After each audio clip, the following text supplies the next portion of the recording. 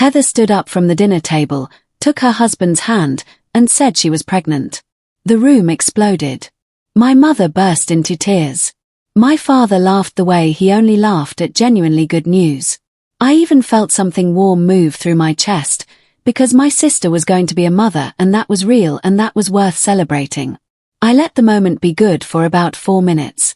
Then my mother wiped her eyes, looked across the table at me with a particular kind of focus, and said, "This pregnancy is going to need careful support. Heather gets overwhelmed so easily." My father nodded and said my job was just an office job and that the family needed me closer to home now. I laughed. I actually laughed out loud because I was certain they were joking. They were not joking. My mother looked me straight in the eye and said, "You'll need to quit, Nina. Heather cannot go through this alone." My name is Nina Carver.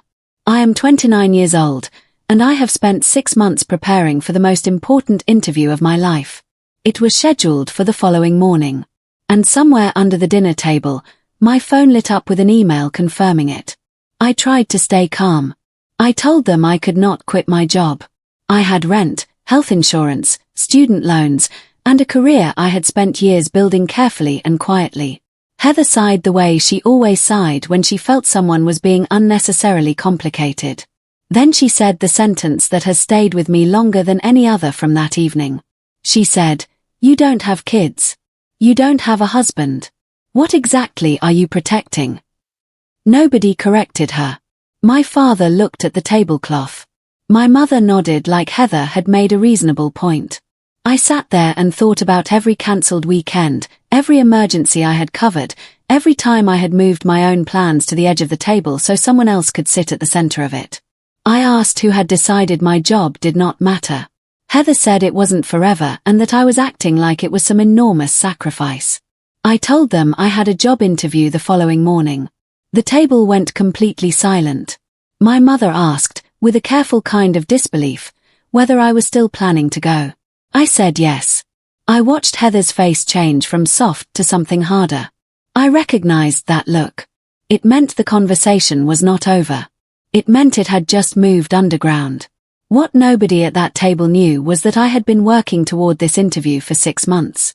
The position was Senior Operations Manager at the Waverly Children's Foundation in Chicago.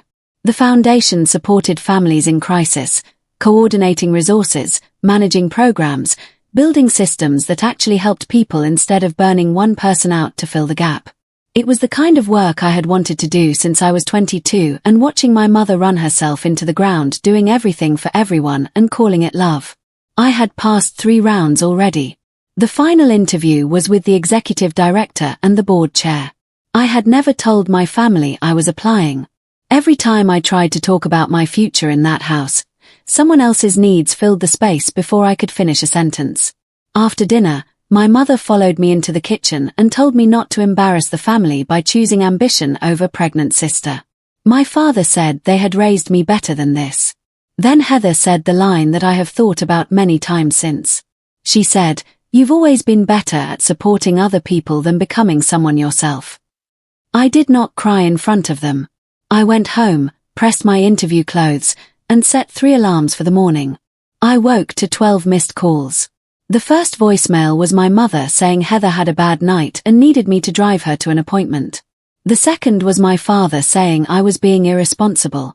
The third through 12th were variations of the same message with increasing levels of urgency. I called Heather directly because I was genuinely worried despite everything. She answered on the second ring and sounded completely fine. She admitted she was nauseous and anxious, but there was no appointment and no emergency. She said she thought I should prove I meant it when I said I cared about her. I stood in my kitchen in my interview blouse and understood what had happened. The emergency had been created to make me miss the morning. My hands shook, but I finished getting dressed. As I walked to my car, my father pulled into the parking lot of my apartment building. He had driven over to pressure me in person. He said if I went to the interview, I should not come home for Sunday dinner. I looked at him through the car window and said, "Save me a seat for the Sunday, you remember I'm your daughter too." Then I drove away. Before I reached the highway, Heather sent one final text. It said, "Good luck pretending you're not selfish." I arrived at the foundation office with my heart pounding hard enough that I could feel it in my throat. I almost turned around in the lobby. Years of guilt have a physical weight, and that morning in that lobby they were pushing against every step I took forward. Then I saw a woman near the reception desk with 2 small children beside her, filling out assistance forms with the focused expression of someone who has asked for help and is not sure it will arrive. I remembered exactly why I wanted this job. I wanted to build systems that helped families without turning one woman in every household into unpaid labor for everyone around her. I walked into the interview room and sat down. The panel asked about leadership under pressure. I answered honestly, using examples from situations I had navigated without exposing private details about my family.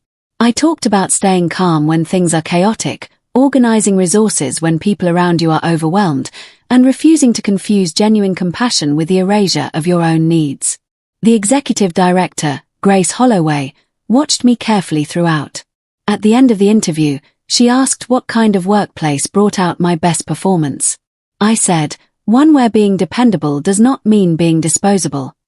The room went quiet in the particular way that rooms go quiet when something true has just been said. I walked back into the lobby. Heather was sitting there. Heather was not supposed to be in Chicago. She had driven 2 hours with my mother to what they were calling a welfare check. My mother stood behind her with an expression designed to look like concern. I felt the specific exhaustion of a person who recognizes a performance they have watched their whole life. Heather began crying quietly, telling the lobby that I had abandoned her when she was scared. Grace Holloway stepped out of the interview suite just in time to see all of it. I asked Heather, in the calmest voice I had, whether she was having a medical emergency. She said no. I asked whether she had called her doctor. She said no. The performance had no medical foundation under it, and the lobby staff could tell. My mother hissed that I was humiliating the family in public. I said, "No, Mom. I'm refusing to let you turn my interview into a hostage situation." I apologized to the foundation staff. Then I walked my family outside and told Heather directly that following me to a job interview meant she understood my future was negotiable. She said I was being cruel. My mother said I had always been difficult. Then Grace appeared at the door and asked me to come back inside. I left my family on the pavement and walked back in. I was certain Grace was about to tell me professionally and kindly that the position had gone to someone without a family crisis playing out in the lobby. Instead, she asked whether I was safe and whether I needed any support leaving the building. I was embarrassed enough that I told her the truth. I said my family expected me to quit my job and become my sister's unpaid support for the pregnancy, and that they had driven to Chicago that morning because I had refused. Grace listened without flinching. She said something I carried with me for a long time after. She said many women are trained from childhood to experience their own boundaries as acts of betrayal. Then she asked me one final question. She asked if the foundation offered me the position, whether I could relocate within 6 weeks. My throat tightened. I said yes. She said they would be in touch within 48 hours. When I came back outside, my mother told me I had broken Heather's heart. Heather said the baby would grow up knowing who had been there and who had not. I drove home alone. That evening, my father sent a message that said, "Do not expect us to support this little fantasy." I sat with that message for a long time. Then I opened my bank app and looked at something I had been avoiding for months. The numbers were worse than I expected, though not in the way most people would assume. My own account was fine. What I found when I went back through my transaction history was a pattern I had lived inside for so long I had stopped seeing its shape. Car repairs for Heather after her accident 2 years ago. Utility bills for my parents when my father had a slow month. Emergency grocery transfers. Medical co-pays I covered without being asked back. Bridal shower expenses Heather never returned. A vacation deposit that was supposed to come back to me in installments and never did. I opened a spreadsheet and added the numbers carefully, not to build a case against anyone, but because I needed to see the actual truth of the last several years. When I finished, the total was larger than I had expected. I sat with it for a while. The next morning, my father called and asked me to cover Heather's prenatal yoga package because she was feeling stressed. I said no. He went quiet in a way that told me the words sounded foreign coming from me. Heather texted an hour later asking if I was really changing over one interview. I wrote back and said I was not changing over the interview. I was changing because of everything that had come before it. Then my current boss called me into her office. My boss, Caroline Marsh, looked uncomfortable in the particular way people look when they have been put in a position they did not ask for. She told me my mother had called the office. Marilyn had told Caroline there was a family medical situation and asked whether I could be granted extended leave. I sat across from Caroline and felt humiliation move through me slowly and completely. Caroline said she had not shared any information about my employment, but she needed to know whether I was requesting leave. I said no. I apologized and told her the truth in brief, controlled sentences. My family was pressuring me to quit and was responding poorly to the fact that I had refused. Caroline looked at me for a moment. Then she said something I had not expected. She said she had been wondering for 2 years when I would stop letting them drain me. She had watched me outperform everyone on the team while managing more background stress than anyone in the office knew about. Then she opened her desk drawer and handed me an envelope. Inside was a formal written performance recommendation she had prepared months earlier, in case I ever decided to pursue something better. I almost cried. She was the first adult in my life who had recognized my work without attaching a condition to it. As I walked back to my desk, my phone rang. It was Grace Holloway. Grace offered me the job. The salary was considerably higher than I had let myself imagine during the application process. The relocation package was real and detailed. The start date gave me 5 weeks to move, which was tight but possible. I accepted before she finished the sentence about benefits. That evening I drove to my parents' house because I wanted to tell them in person. I believed, despite everything, that honesty was still the right way to handle it. My mother reacted as though I had announced I was dissolving the family. My father said I was abandoning them during the most important season of Heather's life. Heather began crying and said stress was dangerous for the baby. I said clearly that I was not abandoning anyone. I was building a life. Heather's husband, Caleb, sat quietly through most of this. He looked more worried than angry, and something in that distinction registered with me. Then my mother said that if I was going to leave, I should at least contribute money so they could hire help, since the situation was my fault. I said no. The table grew loud. My father told me I was no longer welcome to use the family house as a backup plan. I looked at him and said, I stopped having a backup plan the moment I became yours. Then I walked out for the second time in a week. Caleb called me the following afternoon and asked if we could meet somewhere quiet. I agreed, cautiously, and we sat across from each other at a small diner near my apartment. He apologized for the dinner. He said he had not realized the family expected me to quit until Heather announced it at the table. He had thought they were talking about occasional help on weekends, not a full resignation. That was the first thing that shifted my understanding of the situation. Even Heather's husband had not known the full plan. Caleb told me Heather had been anxious, which was real, but that he could take paternity leave, adjust his work schedule, and arrange professional help if they needed it. He asked, with what seemed like genuine bewilderment, why everyone in the family defaulted to Nina as the answer to every problem. I told him it was because I had always said yes before. Caleb looked ashamed. He said Heather had told him I liked being needed. I laughed, not unkindly, but with the specific exhaustion of someone hearing their life summarized incorrectly. I told him Heather needed an actual support plan, one that did not require dismantling my career to function. He agreed. But when Heather found out we had met, she told the family I was trying to turn her husband against her. My mother called an emergency family meeting.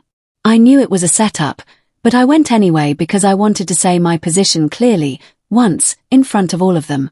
Heather sat wrapped in a blanket looking fragile. My father said I had created stress in a pregnant woman's marriage by meeting privately with Caleb. My mother said I owed Heather an apology. I came with printed documents.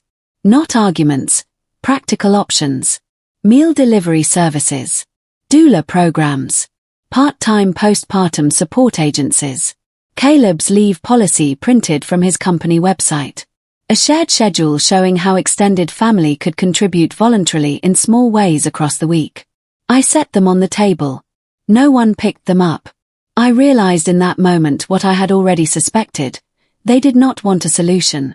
They wanted me specifically, trapped and available and grateful to be needed. I said I could help occasionally from Chicago, but I would not quit, move in, or function as unpaid domestic staff. Heather looked up from her blanket and said, "Then what good are you?" The room went completely silent after that. I stood, gathered my papers, and said, "That question is exactly why I'm leaving." My father said if I walked out they would cut me off.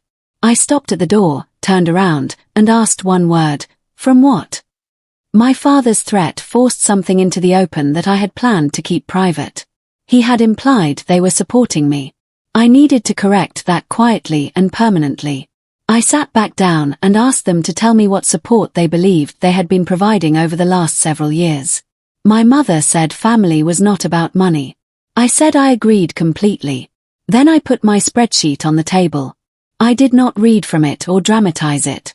I let it sit. Heather's car repair after the accident. My father's medication gap the winter his insurance had a processing error. My mother's credit card is at least 3 months in a row. Half of Heather's bridal shower. Emergency grocery runs. Household repairs. The total at the bottom of the page. Caleb stared at it. He had not been at the wedding for all of it, but he knew the costs involved and he had believed another story about where the money came from. I said clearly that I was not asking for repayment. I was correcting the family story. I was not the dependent daughter they were supporting.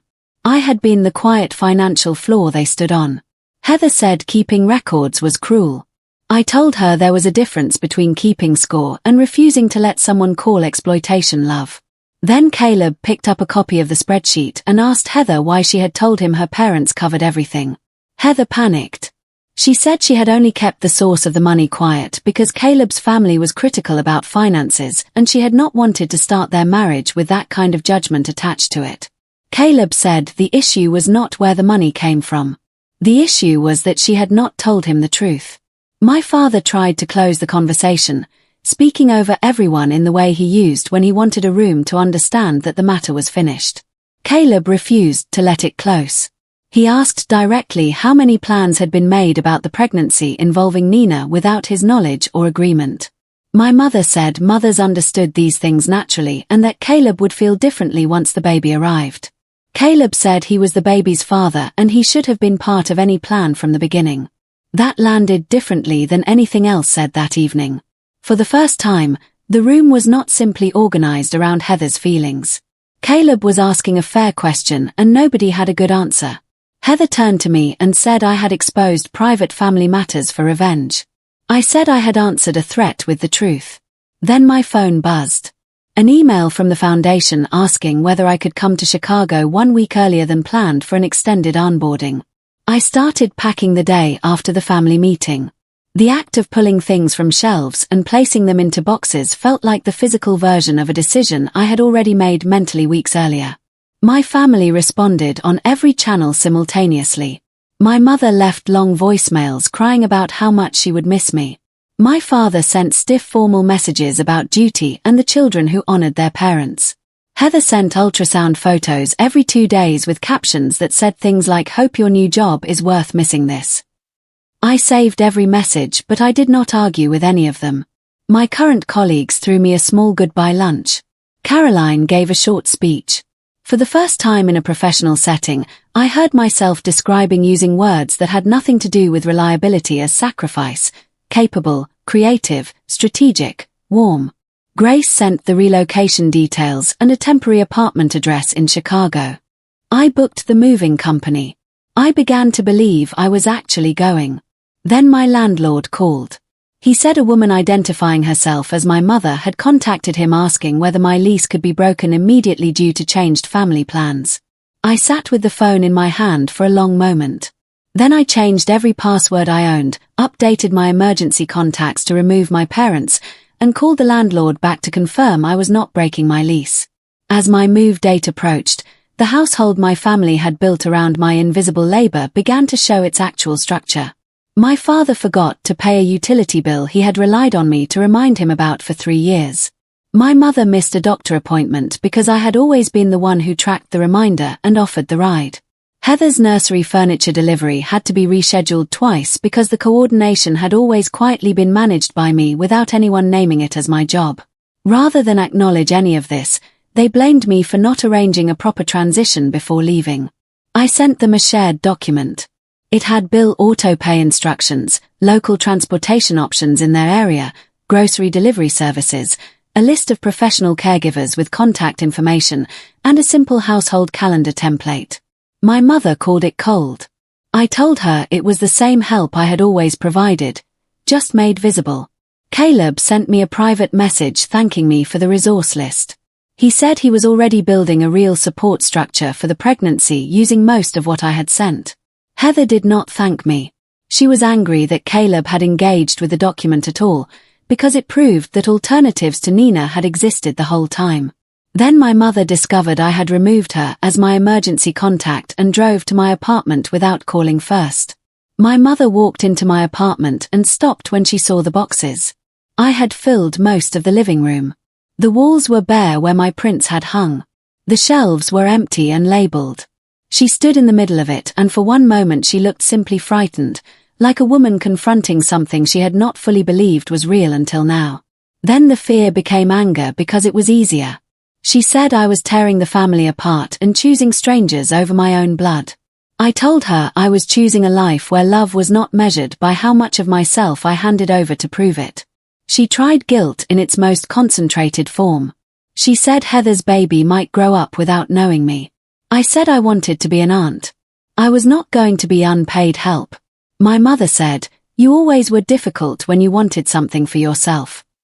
I told her that was not accurate. It had been easy for years. It had become difficult precisely when I finally decided to want something. She left without hugging me. That night, Caleb called and told me Heather had been taken to the hospital for observation after a significant panic episode. The baby was fine. Heather was stable. The family was blaming me. I almost booked a flight. Then Caleb said quietly, "Don't come because they guilt you into it. Only come if you actually choose to." I stayed. I arrived in Chicago on a Wednesday morning and walked into the foundation office for the first time as an employee. The building was bright and purposeful in the way places feel when the work inside them actually matters. The first week was disorienting in the way that new starts always are. Every call from home landed like a tug on a thread I was trying to cut cleanly. But I worked. I reorganized a stalled grant application process and got it back on track within 2 days. I caught a budgeting error in a program report and flagged it gently before it reached the board. Grace noticed both things without me pointing them out. Meanwhile, Caleb was building what I had always said was possible. He enrolled in prenatal classes. He hired a part-time support person for the weeks around Heather's due date. He started managing the household logistics that had previously fallen into the general category of things that just got handled. Heather was frustrated at first, because Caleb doing these things meant he was not waiting for me to do them. But gradually, she adjusted. Back home, my parents had started arguing with each other about small logistical things that used to resolve themselves quietly. Nina used to handle it. Now it was simply undone until they handled it themselves. Then Grace called me into her office and told me about a new initiative the foundation was developing. The initiative focused on unpaid caregiving and what Grace called women's invisible labor, the work that holds families together but never appears on a resume or receives a salary or generates any social credit beyond the title of being helpful. The foundation wanted to build a national resource model. They wanted to partner with policy researchers and service providers. They wanted someone to help design the framework from a position of both professional knowledge and personal understanding. Grace asked me to prepare remarks for an upcoming donor meeting about why support systems mattered and what happened to women when those systems were built on guilt instead of equity. I wrote carefully. I never named my family. I spoke in general terms about patterns that were common enough to be structural rather than personal. But the understanding underneath every sentence came from years I had lived rather than theory I had studied. Back home, the baby shower was approaching. My mother invited me with the specific phrasing of someone issuing a test disguised as an invitation. She said real sisters showed up. I called Caleb, not Heather, and said I would come for one day if everyone agreed to basic respect. Heather agreed through Caleb. I booked a one-way flight for the day of the shower with a return ticket already in my bag. I had learned to book the return ticket first. My mother gave a toast midway through the shower. She raised her glass and said something about pregnancy teaching families who really showed up and who ran from responsibility. The room turned toward me. I had been holding a glass of sparkling water and I set it down on the table beside me very deliberately. Then I stood. I kept my voice level and my sentences short. I said I had come because I loved the baby who was coming and because I loved my sister despite everything between us. I said that helping family was meaningful when it was offered freely, and that demanding it as proof of someone's worth was not love, it was leverage. I did not mention money. I did not use names or specific incidents. I kept it dignified enough that no one could call it an attack. Some of my relatives looked at the tablecloth. A few looked at my mother. Heather started crying. Then Caleb said, quietly but clearly, "Nina didn't ruin the toast. The toast did." That support in that room from that person was the last thing anyone expected. The silence after it was the most honest the room had been all afternoon. Then my father's sister, Aunt Diane, touched my arm and asked if she could speak with me privately before I left. She had something to tell me that she should have said a long time ago. Aunt Diane told me about the fund after the shower, standing in my parents' backyard while everyone else was still inside. My grandmother had left a small education fund specifically in my name before she passed. Diane said my parents had withdrawn the money several years ago during a family cash shortage. The shortage was Heather's wedding. They had assumed I would understand and never brought it up. I asked Diane how much. She told me the amount. I stood with it for a moment. Then I went inside and asked my parents quietly whether they had ever planned to tell me. My mother said the money had been needed and they had always intended to put it back when things stabilized. My father said these things happened in families and that making it an issue now helped no one. Heather overheard from the hallway and said I was being dramatic about money that was spent years ago and couldn't be recovered. Caleb came to stand in the doorway behind her with an expression I recognized. Another financial truth about their marriage that had been kept from him. I asked for the records.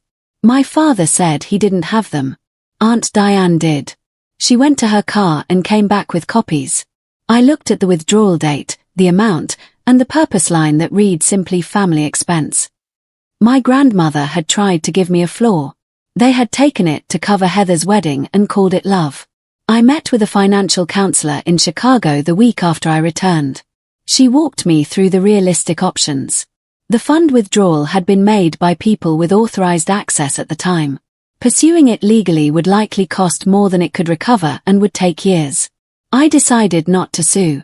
I made that decision clearly and without bitterness, because I understood that spending the next 3 years in a legal fight with my own parents was not the life I had moved to Chicago to build. What I decided instead was simpler and more permanent. I wrote my parents a letter. It was not long. It said I would not be providing financial support going forward under any circumstances. It said I expected no contact through my workplace. It said any future relationship between us would need to begin with a genuine apology and a commitment to honesty. It said I was not closing that door, but I was not holding it open indefinitely either. My mother called the letter cruel. My father said I had gone cold. I did not respond to either of them. At work, I gave my remarks at the donor meeting. Grace had told me to speak from honesty and let the research carry the precision. The room was quiet in the way rooms go quiet when something lands exactly where it was aimed. The Foundation's caregiving initiative received its first major grant 2 weeks later. Heather went into labor 3 weeks before her due date. My mother called 11 times in 2 hours. My father sent a message that said simply, "Your sister needs you." I called Caleb directly. He told me Heather was frightened but medically stable and that the hospital team was monitoring everything carefully. He said the baby was small but the prognosis was good. He said I could come if I wanted to, but that nothing about the situation required me to fix it. I want to be honest about what I felt at that moment, because it was not simple. I felt genuine fear for Heather and for the baby. I also felt the old pull of the pattern, the trained reflex that said a crisis meant Nina and a crisis in my family meant drop everything and go. I sat with both things for a long time. Then I arranged my work responsibilities, briefed my colleague on 2 active projects, and booked a flight for 2 days later. I arrived as a family, not as emergency infrastructure. When I walked into the hospital room, Heather was exhausted and quieter than I had seen her in years. She let me hold the baby without being asked. I sat in the chair beside her bed and held this small new person and felt something uncomplicated for the first time in a long time. Then Heather whispered something I had not expected to hear. Heather said, "I thought if you actually left, everyone would finally see that I wasn't enough on my own." I looked at my sister holding her daughter and understood something I had suspected but never had confirmed. Her cruelty had not come from strength. It had come from a fear so deep she had spent years making me smaller to keep it hidden. That understanding did not erase what she had done, but it changed the texture of it. I told her she had always been enough. I told her she had never needed me to be less in order for that to be true. She cried. I held the baby. For a few minutes the room was genuinely peaceful. Then my mother came in and began assigning laundry, meal prep, overnight help, appointment driving. She listed the tasks with the efficiency of someone who had been composing the list for months and was finally able to deliver it. I set the baby down gently, stood up, and said no. I said I would stay for the weekend. I would cook a few meals I chose to cook. Then I was returning to Chicago. Caleb said they had postpartum help arranged and he was taking his full leave and that this was his family to care for. Heather, holding her daughter, looked at my mother and said, "Mom, stop." It was the first time in my memory that Heather had asked our mother to stop on my behalf. Months passed. The caregiving initiative launched and was covered by 2 national publications. Grace told me the model was being reviewed by a policy working group in Washington. I was promoted to lead the program's expansion into 3 additional cities. My family was not magically transformed, but it was different in the ways that mattered. Heather sent baby photos without any demands attached to them. Caleb managed his household like a partner and occasionally sent me a message to say thank you, which I always appreciated. My father began handling his own bills without reminder. My mother struggled the longest, because guilt had been her primary currency for so many years and it no longer produced returns. When I visited for the baby's first small family gathering, I arrived with a return ticket already confirmed on my phone. When my mother hinted that I could extend my stay, Heather said, "She has work, Mom." The room shifted with those 3 words in a way that no argument had ever managed. For once, my life was spoken about as something real and worth returning to. The family that told me to quit my job now introduced me to relatives as the daughter leading a national foundation program. The parents who called me selfish now repeated pieces of my work in conversations as though the pride had always been there. I no longer needed it to be. I walked back into the foundation lobby on a Monday morning in late spring, passing the same spot where I had almost turned around. I did not hesitate. My sister's pregnancy was supposed to be the reason I gave up my future. Instead, it became the moment I finally chose one.